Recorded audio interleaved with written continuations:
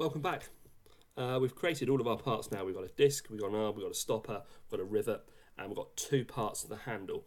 So what we now need to do is join it all together. We've created parts. Like any products manufactured, you've got lots of components, or some components. If you think of an iPhone, you've got loads of components on there. You've got several buttons, you've got the screen, you've got the back, you've got batteries, you've got cameras. And all those parts are manufactured individually and they're assembled. So it's just like this here. So we need to assemble these together. So we've got parts. We now need to create an assembly drawing. So we go up to the magic piece of paper at the top left-hand corner, and we go down to standard assembly. So we need to create a standard assembly drawing in millimeters. So I'm going to select that and create. And what this allows us to do is bring parts together, move them together accurately, place them together. So I need to place components within that we've made. All we're going to do is worry about, we're going to join the arm to the disc here. So I'm going to find the arm, and I'm going to go open, and it wants to bring it in. I'm going to left click, and I am relatively happy with that. What you can do is you can, if you right click on it, you can rotate it in different ways just to make things more convenient for you, or rotate it or align it in the way you want it. But I'm happy with that. So I'm going to just, it's given me more than I want there, so just left click on it and I'm going to delete it.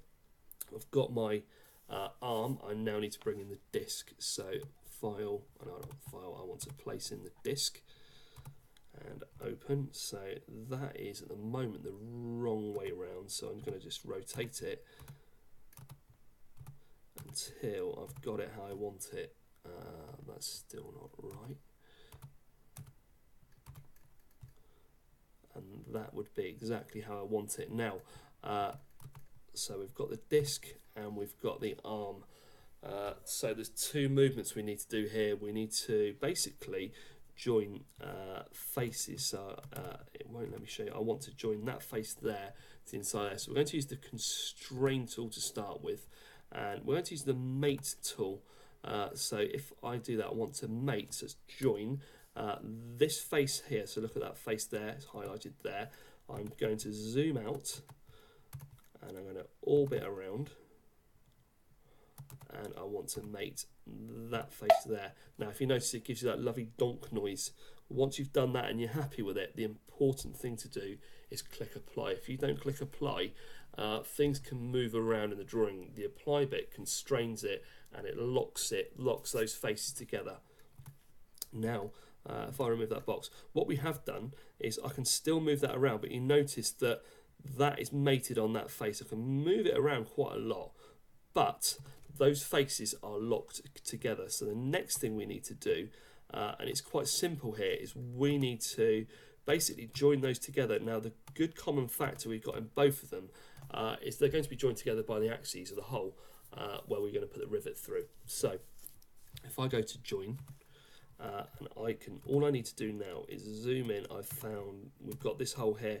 Now of the hole, on the axes we can focus on different parts of it, but as we're on this face here, all I'm focusing is I'm going to join this axis, but I'm joining the outside of that join it from the outside of the axis there, and I'm going to zoom out a little bit and find exactly the same point on the axes on this drawing here.